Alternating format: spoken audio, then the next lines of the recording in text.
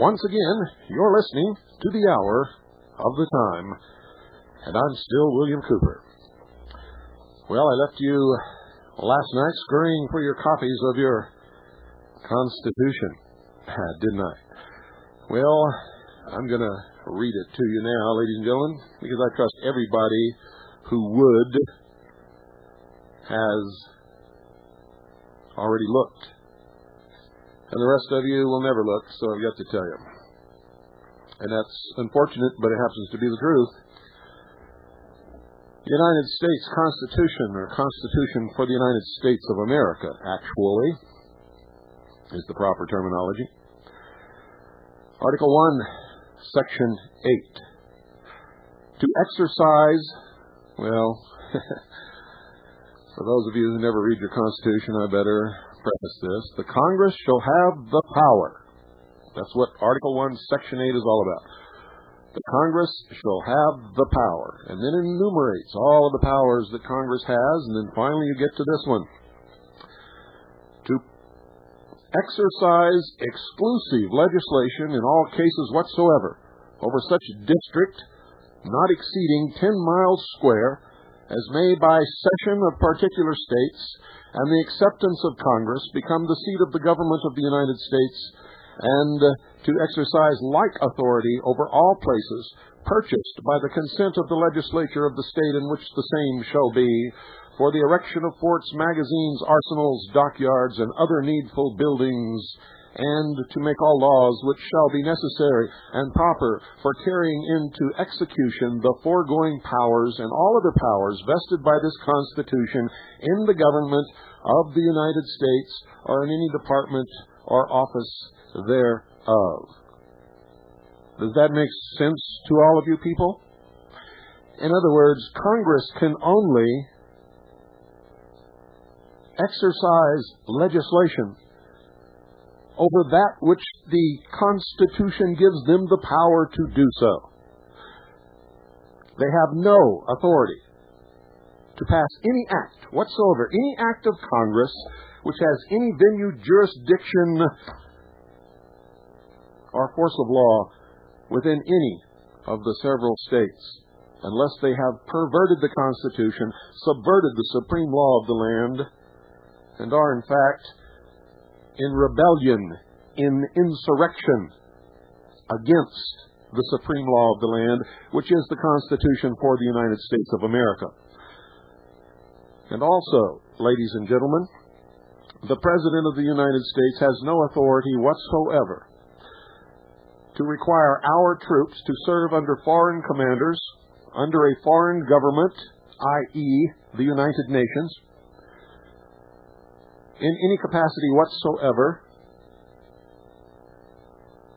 simply because the Constitution itself forbids it. And second, even if the Constitution did not forbid it, Article 43 of the United Nations Charter was never approved or ratified by the United States of America, and every attempt to do so has failed. They're scamming you. Also, two more of my predictions have come true, ladies and gentlemen. I said in my book, and I've said it over and over again on this broadcast, that United States military forces would be placed under foreign command, under the United Nations, to serve as the police force of the world. I also said 2 years ago on this broadcast that the United States government would, without any doubt whatsoever, no question, send American soldiers to Bosnia. It's on tape. It's on record. It's in print, just like all of my other predictions. And it is coming true. Also, apparently, we have embarrassed the Army to tears. They are now going to arraign Michael New and court-martial him. There is no way he can lose unless his lawyers betray him, simply because of the information that I have just given you. He is not only right, he has the full force of the supreme law of the land and the law behind him. The only way Specialist Michael New can lose in this legal clash, and I'm going to say it again, is if his legal counsel, his lawyers, betray him.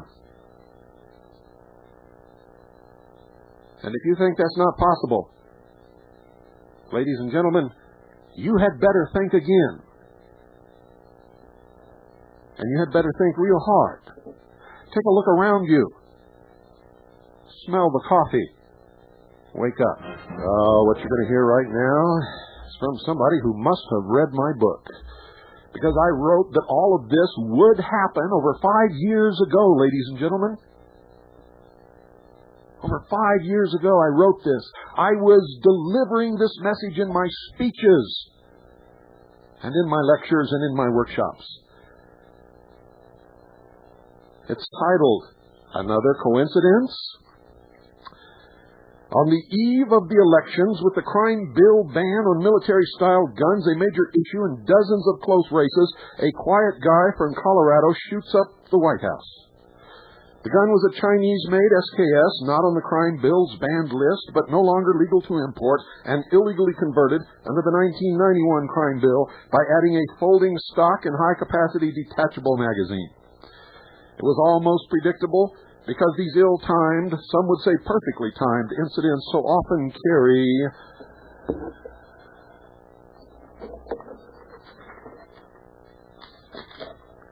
the message that is currently highest on the anti-gun agenda. The staple was right over the word I was trying to read. The press and Handgun Control Incorporated are crowing that the White House shooting shows how right those politically threatened congressmen were to ban so-called assault weapons. Someone has said once is happenstance, twice is coincidence, 3 times is enemy action. In 1962, with Senator Tom Dodd's mail-order gun ban beginning to move, President John F. Kennedy and a Dallas police officer were killed with mail-ordered guns. The day the Senate Judiciary Committee voted on the Dodd bill, 2 votes were changed and the bill came out because Martin Luther King was murdered. 2 months later, the day the House was expected to kill the bill, Senator Bobby Kennedy was assassinated. The bill became law. In 1984, with an armor-piercing bullet ban pending and Uzis under fire, James Huberty kills 21 at a San Ysidro McDonald's, armed with an Uzi rifle loaded with rare, iron-cored, armor-piercing 9mm, though most were killed by his shotgun.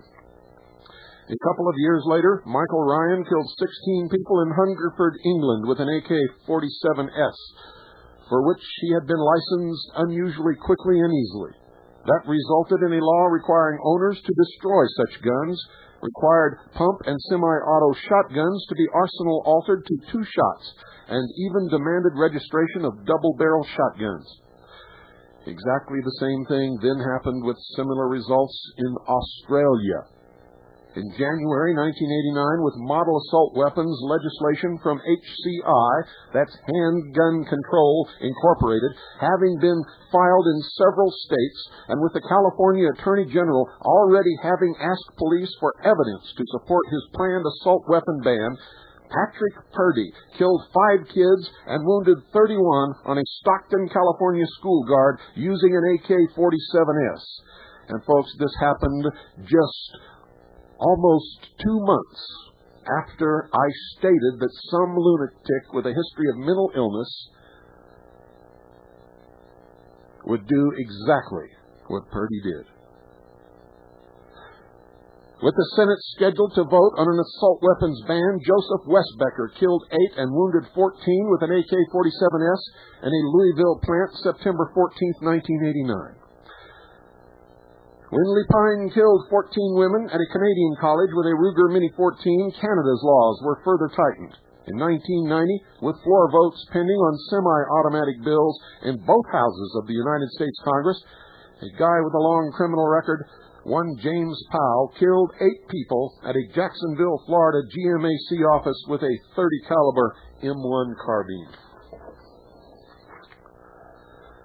On October 16, 1991, the day before the United States House was scheduled to vote on a bill banning assault weapons and over 7-shot magazines, Joe Hennard used 15 and 17-round pistols to shoot 42 people, killing 21 in Killeen, Texas. There have been many other such cases, as many as 5 within a year, each seeming to come at the best time for anti-gunners to pass legislation by dancing in fresh blood. Never mind the fact that if any of the victims had been armed, the perpetrators would have been killed before they could have done much damage.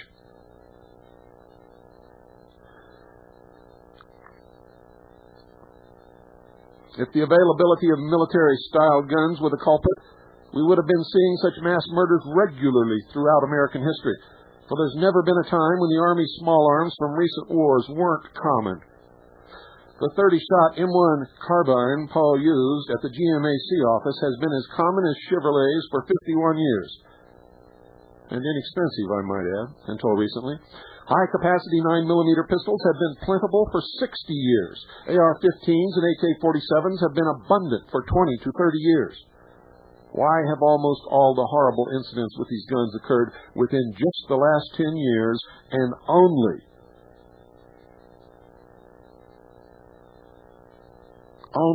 within days of major handgun legislation coming before Congress for a vote?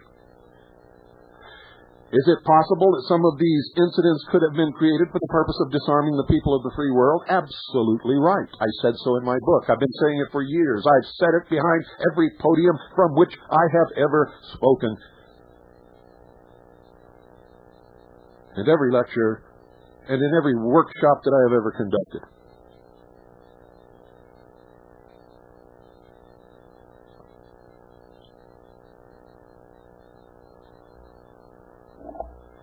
This article, ladies and gentlemen, was written by Neil Knox, bigwig with the NRA. In fact, in my book, you'll find an article of his, which with his kind permission I publish as the chapter entitled Lessons from Lithuania. I had intended to write a big long chapter of many pages to deliver the same message that he did in a very short few paragraphs.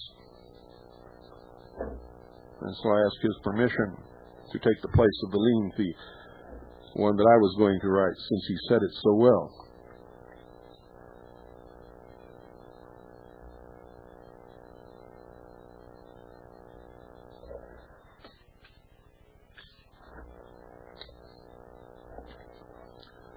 The American Bar Association.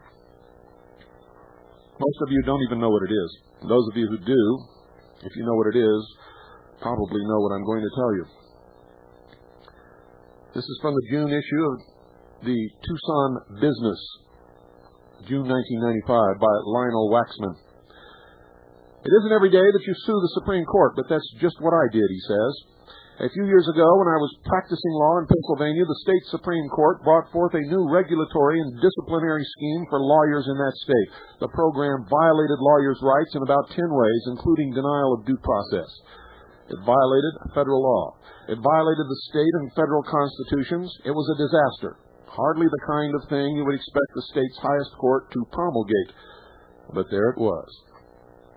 In mild consternation, a few of us huddled. What can we do about this? The consensus was that we should just keep quiet about it. The representative opinion being, hey, I've got a wife and kids. Don't get me into this. But a few of us decided that if we couldn't protect our own rights, whose rights could we protect? So one fine day, 9 of us filed suit against our state Supreme Court in the Federal District Court, alleging federal questions at issue. Our case was received seriously by the federal court. The full weight of the state was then arrayed against us. The state attorney general and all his troops were determined to spare no effort to defeat us. Okay, fair enough. We expected that.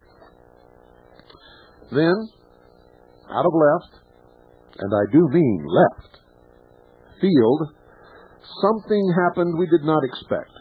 The American Bar Association, the ABA, entered the case as amicus against us. This meant that the ABA intervened as a so-called friend of the court, offering advice and opinion to the court on matters it considered to be of public interest.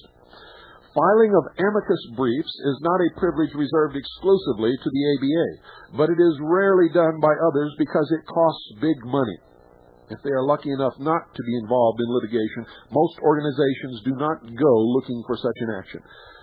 But, as we were soon to find out, the ABA is not just any organization. And as a lawyer, I wonder why it took him so long to figure that out. As soon as the ABA filed against us, the playing field definitely tilted. Suddenly, our thoughtful judge became impatient with us. Suddenly, our reasoned and well-constructed points were tedious to him. Suddenly, he was dismissive of our most serious allegations. He wanted the case settled, if possible, but out of his court, and regardless of the outcome. He tried to bang some heads together in an effort to gain agreement, but then finally ruled against us. We appealed to the Court of Appeals. Again, we were offered short shrift by usually judicious, well-respected judges. We were 9 lawyers, fighting the combined might of the state's finest as well as the American Bar Association.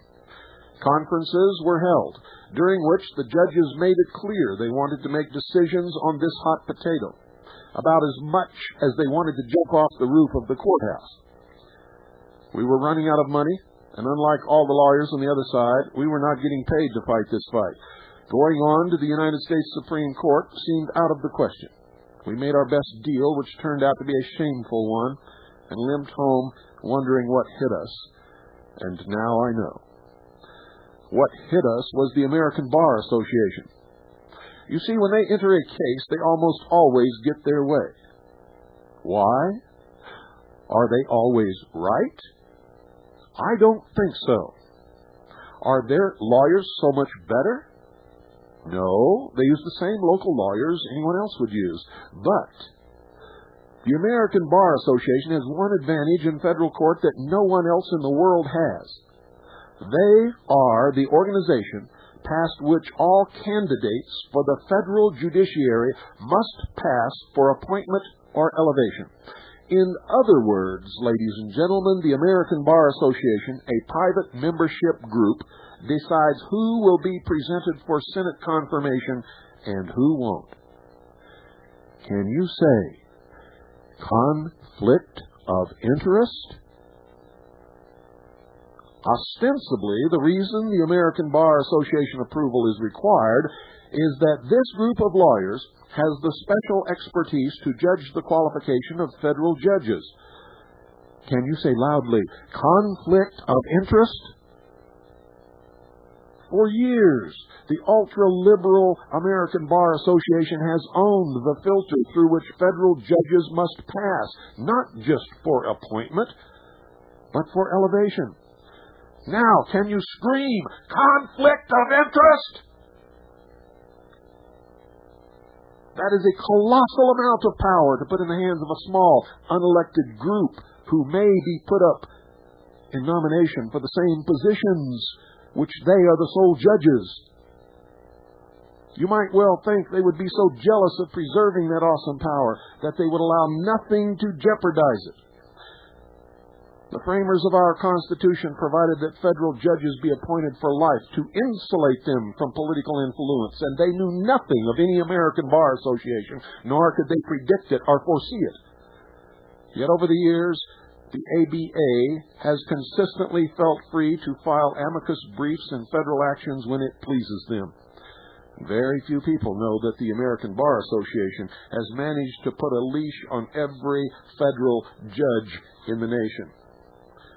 Now that you know, can you really scream, conflict of interest?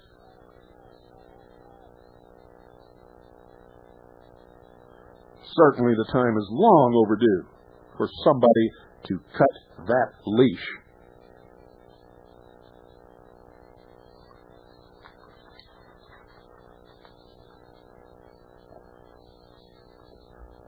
And now, ladies and gentlemen,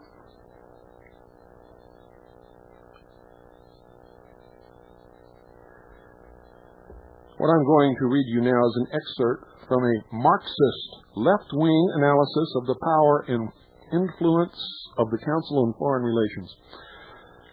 So if you think that those of us who have been telling you what these people really represent and what they're up to are off the mark and is some kind of a right-wing psychosis, wait till you hear this. Because this is written by Marxist, screaming, left-wing, socialist, radical nuts.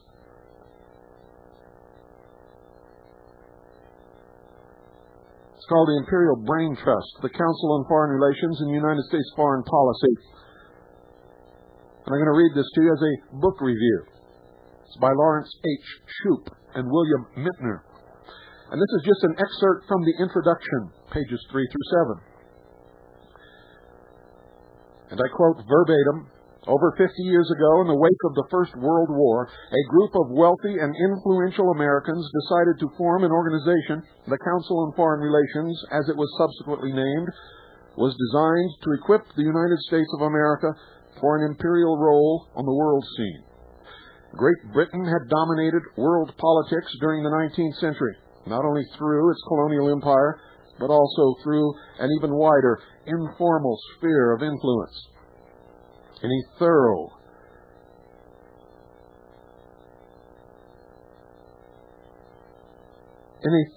similar fashion, so felt these American leaders, would the United States play a dominant role in the years following the war. But in 1919, the United States was not yet adequately. You know, I think I skipped something here, folks. I'm going to start over. These sentences are the letters are very small. The sentences are very close together, and I'm sitting in some dim light right now. So let me start over to make sure that I do not give this any short shrift and that you get the full meaning. Over 50 years ago, in the wake of the First World War, a group of wealthy and influential Americans decided to form an organization. The Council on Foreign Relations, as it was subsequently named, was designed to equip the United States of America for an imperial role on the world scene. Great Britain had dominated world politics during the 19th century, not only through its colonial empire, but also through an even wider informal sphere of influence. In a similar fashion, so felt these American leaders, would the United States play a dominant role in the years following the war. But in 1919, the United States was not yet adequately prepared for world leadership, as was well illustrated by the conclusion surrounding the issue of United States membership in the League of Nations. Even the leaders of opinion had been unable to arrive at a common understanding of the part of the United States should take in world affairs. The Council on Foreign Relations would help remedy this defect by keeping its members in touch with the international situation and devoting itself to a continuous study of the international aspects of America's political, economic, and financial problems. It would develop a reasoned American foreign policy. As one early statement of aims ambitiously stated, the Council on Foreign Relations plans to cooperate with the government and all existing international agencies and to bring all of them into constructive accord. The Council on Foreign Relations still exists today, more than half a century later, yet it is hardly a household word. Even many of those Americans who are relatively well informed about foreign policy recognize it.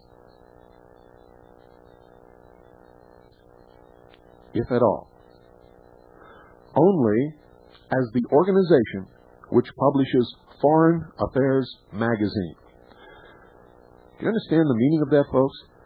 Even those people who are relatively well informed about foreign policy only recognize the name as the publisher of Foreign Affairs magazine. Wait till you hear what they're into. The Council is rarely mentioned in the press or on television. The number of articles, scholarly or otherwise, devoted to its activities is minuscule. Even if one adds together the output of over 50 years, the lack of public attention might suggest that the Council's importance does not match its original ambitious goals. One might conclude that it had become simply another discussion group or a specialized research organization of little interest except to its own members, and not particularly important to the overall picture of United States foreign policy formation. But such a conclusion would be profoundly mistaken. Reading the occasional references to the Council that do appear from time to time, one gets quite a different picture.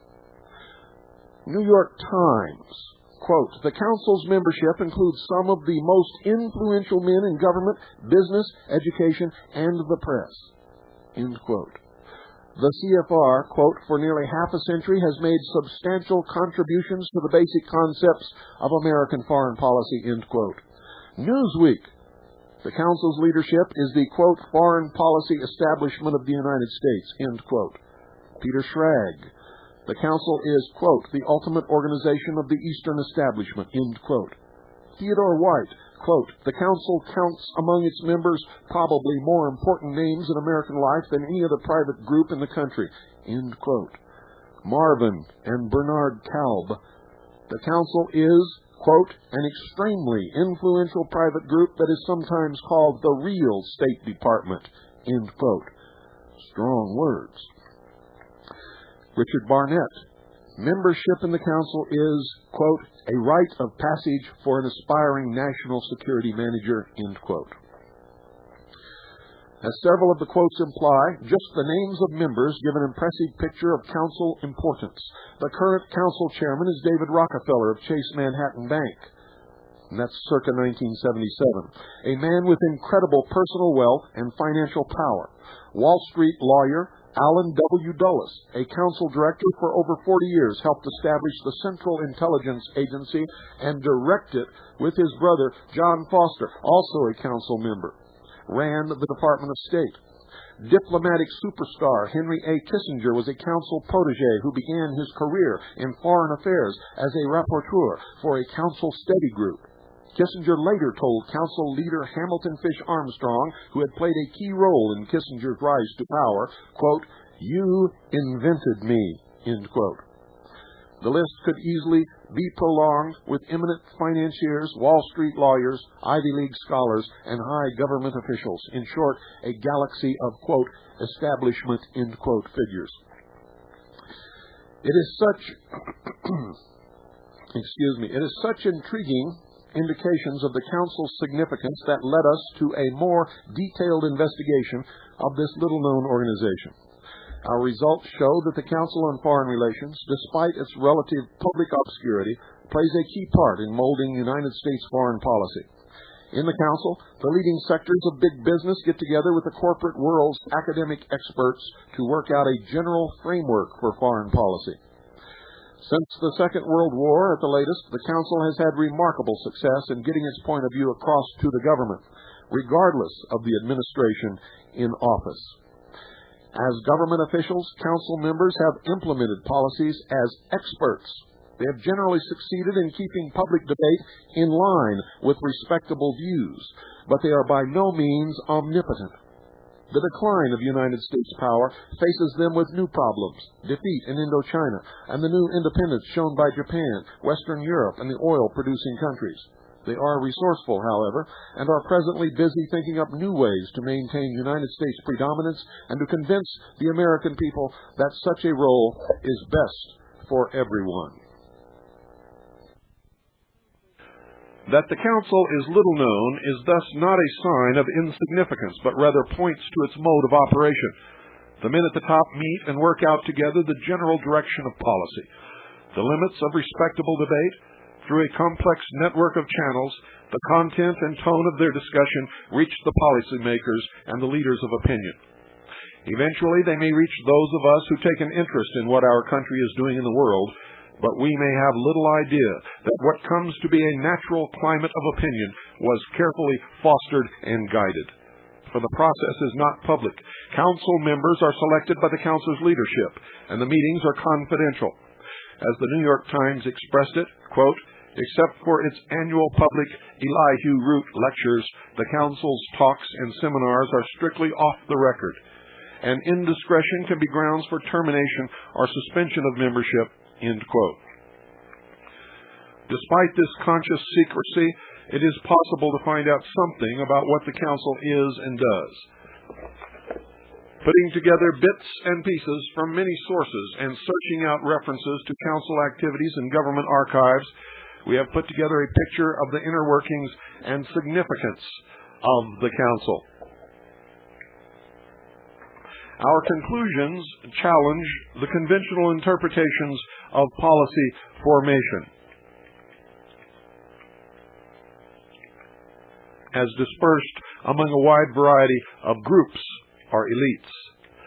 In contrast to this view, we will show in the pages to follow the leading role played by the Council on Foreign Relations in the sector of society it represents, the corporate upper class. We believe that the process itself is not only undemocratic, but that the results have been and are against the interests of both the majority of the American people and of the people of the world. I suggest, ladies and gentlemen, that you all read the book. I read it years ago. It was published in about 1977, I believe, 76 or 77. It's entitled The Imperial Brain Trust, the Council on Foreign Relations and United States Foreign Policy. Don't go away. I shall return.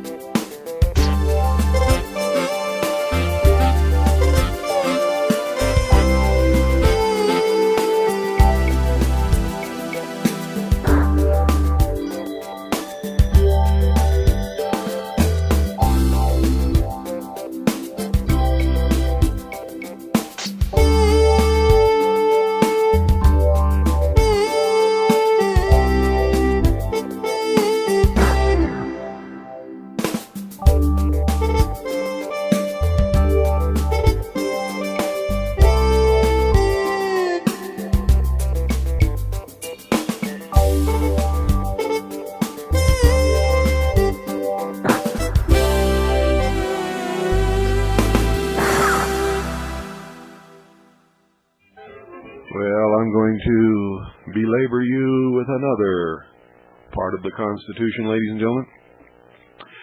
Article 1, Section 8. The Congress shall have power to coin money. To coin money. To coin money. To coin money. Regulate the value thereof and of foreign coin and fix the standard of weights and measures. To coin money. I wonder what part of to coin money Congress does not understand. I wonder what part of to coin money you don't understand. I wonder what part of to coin money the sheeple do not understand. And it doesn't stop there. Doesn't even stop there, ladies and gentlemen. Article 1, Section 10. And listen carefully. Article 1, Section 10. No state shall enter into any treaty, alliance, or confederation, grant letters of marque or reprisal, coin money, emit bills of credit. Listen carefully. Make anything but gold and silver coin a tender in payment of debts. Do you understand? If you understand, you had better understand that Congress is in direct conflict with the Constitution. The Federal Reserve is in direct conflict and, in fact, is subverting the Constitution and has debased the coinage of the United States of America and is, in fact, printing counterfeit money. If you understand that, you also understand it's going to come crashing down at some future date and you need some real money. Call 1-800-289-2646 to get your hands on some real money. 1-800-289-2646. See, I've been telling you for years, ladies and gentlemen, they tore up the Constitution in little bitty shreds and threw it down the toilet long, long ago. When are you going to discover that? Almost everything that is being done in this country today is illegal, unlawful, unconstitutional.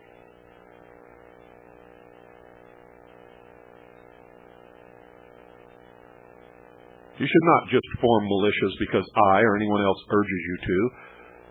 You should form militias because it is your duty. Your duty. The insurrection has already taken place. It's just a matter of time before the full consequence of that insurrection comes down around our ears. 1-800-289-2646. Do it, and do it now. Young player. Murder, murder, murder. Kato. Kill, mental. Murder, murder, murder. All other dead niggas that have passed away. I told y'all I was sick. Murder, murder, murder. Four verses. Kill, kill, kill. Murder, murder, murder. Life's so hard on a nigga when you living like a G. Tell me, do you see? Life's so hard on a nigga when you living like a She traveled through my mind and my blind. It's a shame young brothers getting murdered straight took out the game. As I sit here focused on the cigarette, you gotta be ready. You never know who's plotting on the nigga death, cause these are the rough times. Best to hurry up and duck, motherfucker, before I buck mine. It's getting crazy and everybody's strapped, surrounded by niggas, but man, motherfucker, down to watch your back. These are the rich made niggas. You been paid, nigga, while you're starving and broke. They pulling 6 figures. Ooh, what can you do when you can't trust your crew? Time to bust out the 22. Ooh, yeah. Ran out of weed, so I'm sipping on this Hennessy. Tell me, do you feel me? Hey, have no remorse as I take another sip from the liquor. I spit my sick door. Tell me, do you see? Life's so hard on a nigga when you living like a G. Tell me, do you see? Life's so hard on a nigga when he living like a G. Dug into the fullest, got my strap, I'ma pull it on the first motherfucker that can outrun a bullet. It's them thug-like niggas that we don't like tricks. Got the punk wannabes and they jockin' like bitches. Now my bitches is getting hoes on its own. Fuck the mystery, do you wanna get with me? Then let's bone time, I take her to my hideout. Cause I'm smoking that spinach, I'm staying strong to the finish and then I ride out. See you on the freeway. Sorry baby, but I gotta call my homie, see what he say. Cause I ain't got no time, I gotta get mine. I keep my mind on my loot, I'ma shoot every time. And ain't no way I'ma let these bitch made niggas worry me.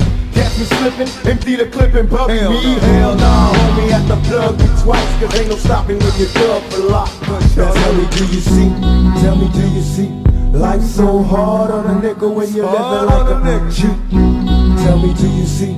Life's so hard on a nigga when you're living like a G. Never bow down, let these other bitches crawl. I'm a thug motherfucker and these thugs only ball. Ain't no half stepping here from the cradle to the grave. I'm a motherfucking fool, but I choose to get paid. Now my pocket's getting empty, so I'm panicking and fright. Me and my bitch named Nina, I been in the night. Ain't nobody living safe, got a plot and I'm stressing. All I want is my money, motherfucker. Ain't no questions, I'm trying to stall cause I'm hit. So bring me the scissors and get the clipping at his dick. I'd rather die young and die old than broke.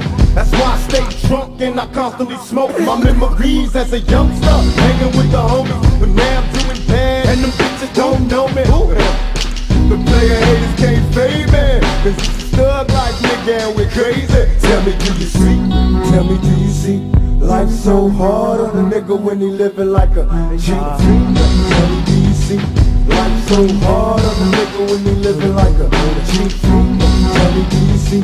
Life's so hard on a nigga when he living like a G. Tell me, do you see? Life's so hard on a nigga when he living like a G. Tell me, do you see? Life's so hard on a nigga when he living like a G. Tell me, do you see? Life's so hard on a nigga when he living like a G. Tell me, do you see? Life's so hard on a nigga when he living like a G. Tell me, do you see? Hard on a nigga, flipping at his dick. Tell me, do you see? Hard on a nigga, niggas don't know. Hard on a nigga, panicking and frightened. Hard on a nigga, choose to get paid. Hard on a nigga, I'm a bullet, outrun a bullet. Don't like trade. Freeway, see what he say.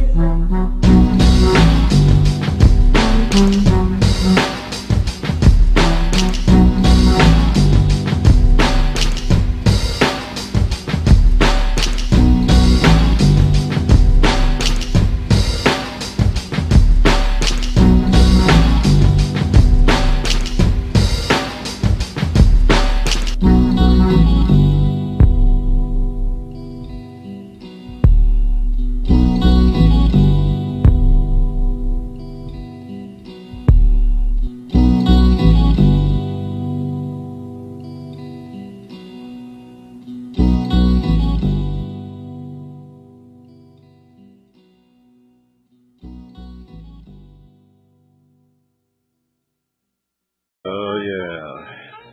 You guys have no... you just don't know, do you?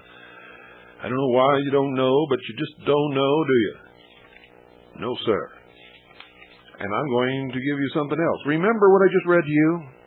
Article 1, Section 10, the Constitution for the United States of America, quote, no state shall enter into any treaty, alliance, or confederation.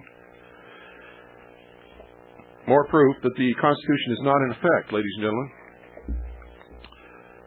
You see, the state of Maryland just signed a pact with the United Nations.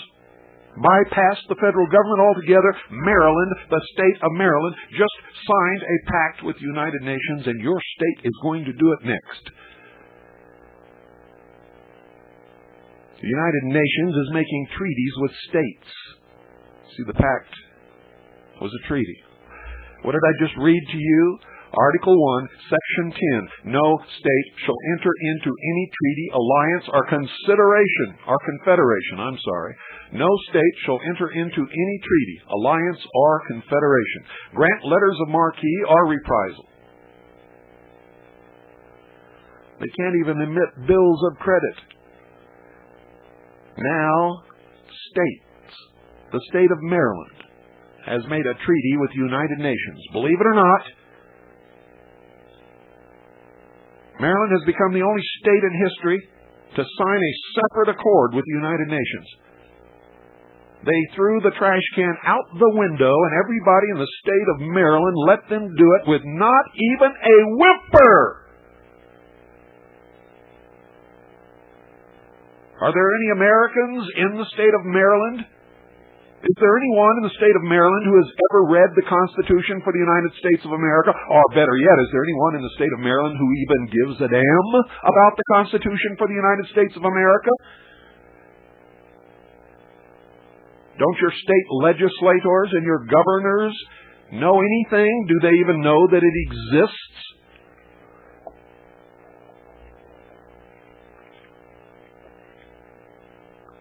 You know, this sets a precedent of the United Nations ignoring what is left of America's national sovereignty by making separate treaties with individual states.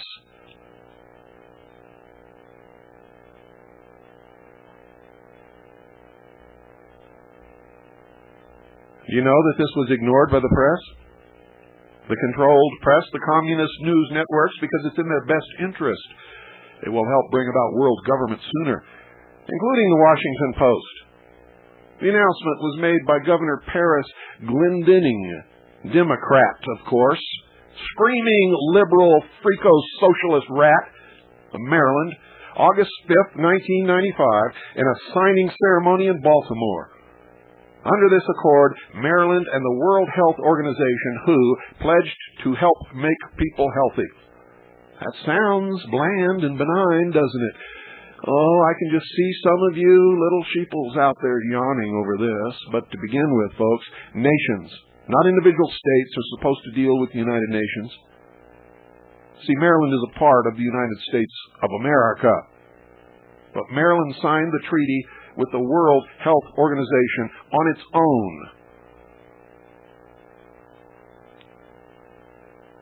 The governor says, and I quote, "We are pleased to join the World Health Organization to develop innovative programs that will address the health needs of underserved people in Maryland." End quote. Now, because of that, ladies and gentlemen, if you live in the state of Maryland, you could find that your health care and the medicine that you are allowed to take and the health treatment that you are allowed to seek will be dictated by the United Nations World Health Organization.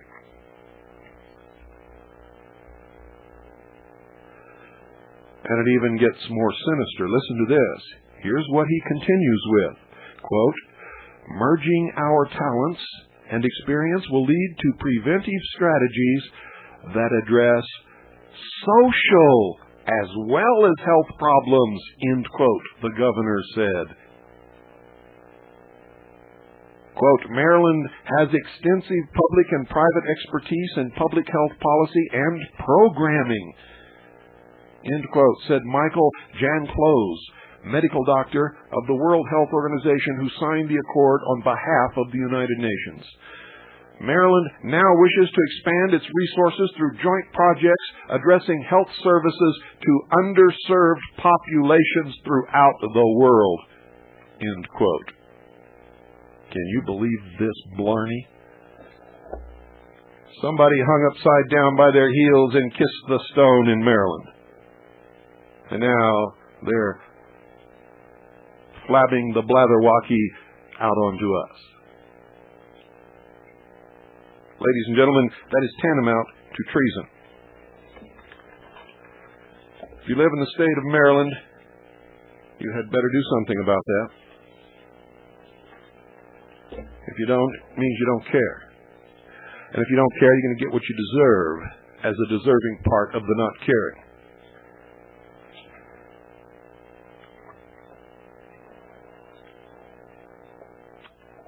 Now, what about the right to peaceably assemble and the right to free speech? Well, something has happened, ladies and gentlemen. Oh boy. With the Fully Informed Jury Association. You see, they've been standing around courthouses passing out their little Fully Informed Jury Association booklets on public property, exercising their right to free speech and other rights, which they thought they had. But you see, when they did that in Nevada, Some of them were arrested. And the trial has been set for November the 7th in Reno, Nevada. On July 19th, attorney Nancy Lord called Don Doig from Reno, where she and the prosecuting attorneys in the Yvonne Rigas jury tampering case were in conference with the judge to see if October 3rd would be an acceptable date for Larry Dodge, and perhaps Don as well, to attend and probably to be called as witnesses in the trial. These people were charged with jury tampering for simply handing out the fully informed jury booklets to people entering and leaving the courthouse.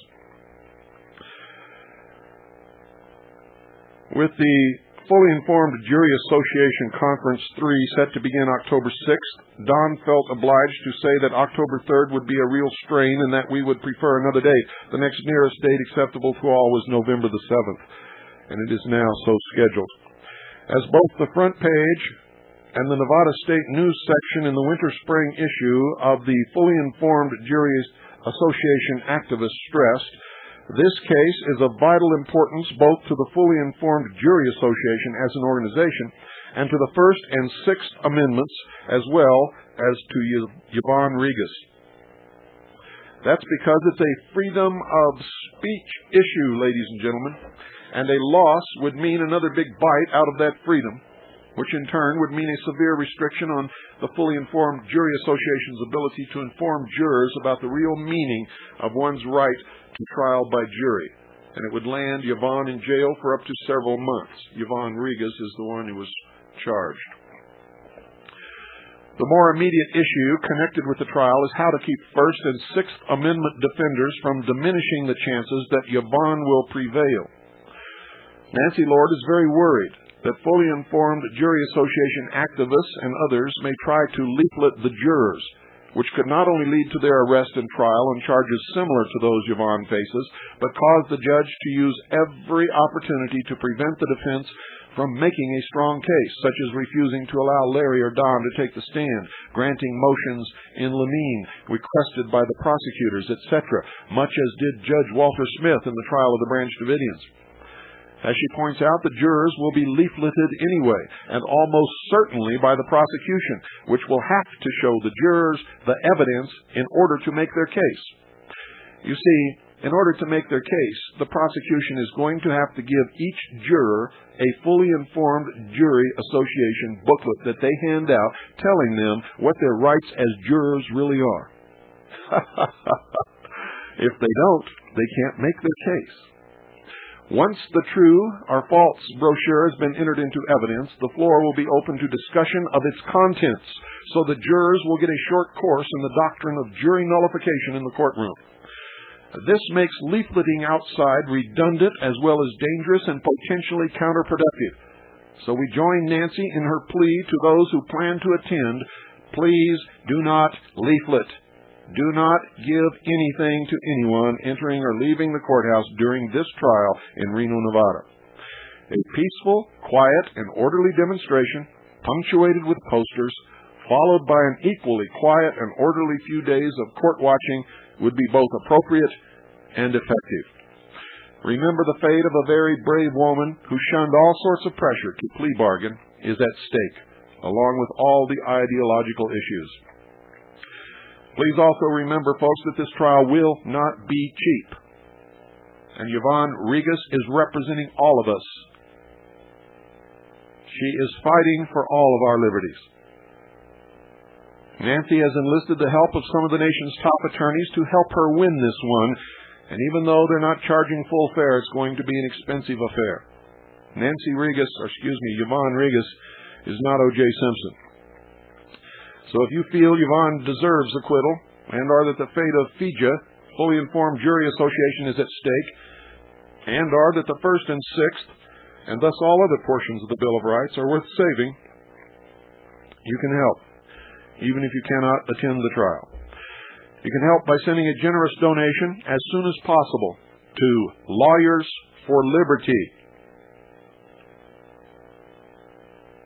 for the Yvonne Rigas Defense Fund. Make sure you say that it is for the Yvonne Rigas Defense Fund. If you don't, it could go for anything, folks. So send it to Lawyers for Liberty, not to be used for anything other than the Yvonne Regas Defense Fund, care of Nancy Lord, 1718 Peachtree Street, Northwest, Suite 499.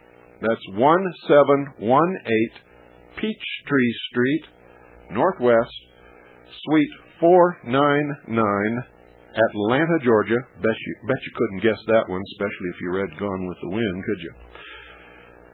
30309. That's Lawyers for Liberty.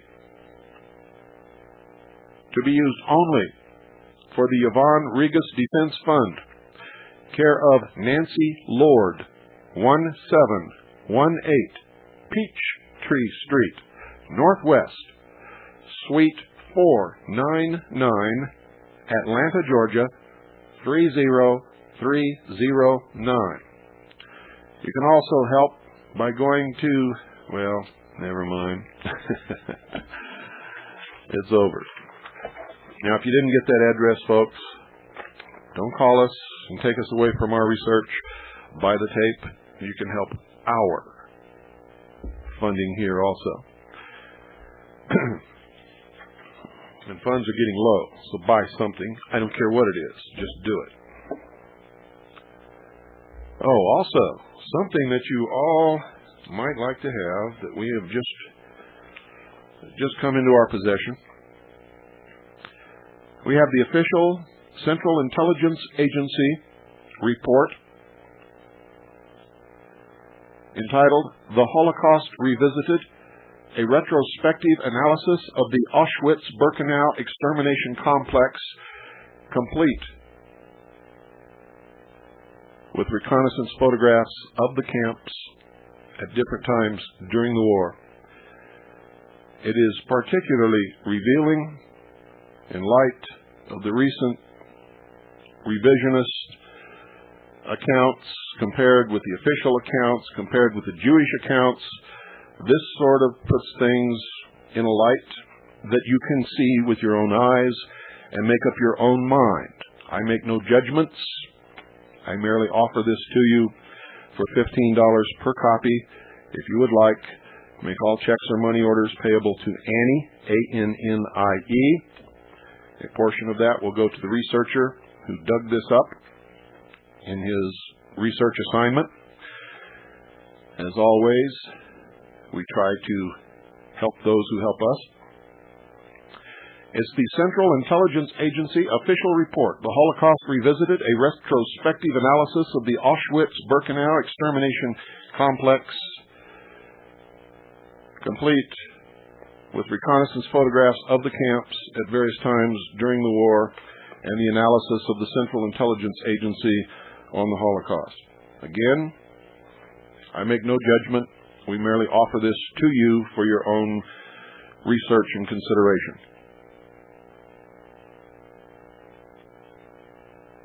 Make check or money order payable to Annie in the sum of $15. $15. Send them to the Intelligence Service. Do not put the Intelligence Service on your check or money order.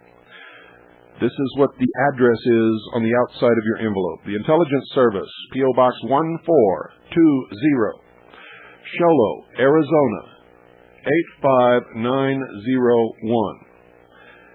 That's $15. Make check or money order payable to Annie, A-N-N-I-E. Send them to the Intelligence Service, Post Office Box 1420, Shoalo, Arizona, 85901. If you miss that address, stay tuned at the end of the broadcast. When all the music and everything is finished, they will repeat the address again. Now, let me show you what's happening in the internet world. Recently, the FBI and federal agencies invaded America Online. And even today on American Online, if you mention certain phrases or words in any of the forums or chat rooms, as they call them, everything comes to a halt and freezes up, while they make an attempt to identify you before you can sign off and get out of there. And they're going around the country seizing computers and computer disks and hard disks and related computer equipment under the guise that these people have been trying to sell or post or spread child pornography on America Online.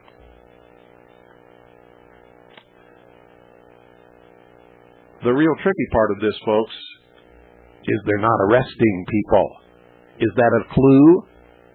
Can you read clue, clue, clue? Oh yes, Big Brother is here and he's watching you. Because of this, we are recommending that if you have an AOL account, close it, get out, tell them why, and don't ever go back. There are plenty of internet providers. There are plenty of providers of email services. Most of them are cheaper, too. And besides that, the press recently reported that the National Science Foundation has turned over Internet domain name registration to Network Solutions Incorporated of Herndon, Virginia. But they failed to note some interesting connections, ladies and gentlemen. And I mean really interesting. You see, NSI was purchased in May by Scientific Applications International Corporation, SAIC of San Diego.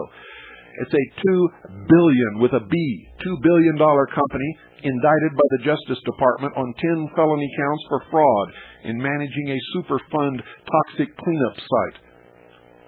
They pleaded guilty, and they were sued by the Justice Department for civil fraud on an F-15 fighter contract, and that's not all. Listen to who the board members are. My old boss, Admiral Bobby Ray Inman. I worked for him when he was not an admiral at CINCPAC. He was also the former National Security Agency head. He was also the head of the Office of Naval Intelligence. I worked for him in Naval Intelligence. He was the Deputy Director of the Central Intelligence Agency. Also, Melvin Laird, Nixon's Defense Secretary, and retired General Max Thurman, commander of the Panama invasion. Recently departed board members include Robert Gates, former Central Intelligence Agency Director, William Perry, current Secretary of Defense, and John Douche, the current CIA Director.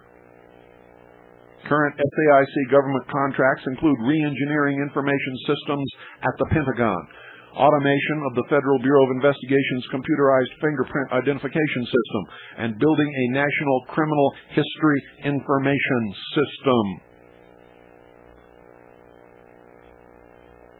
I suggest you read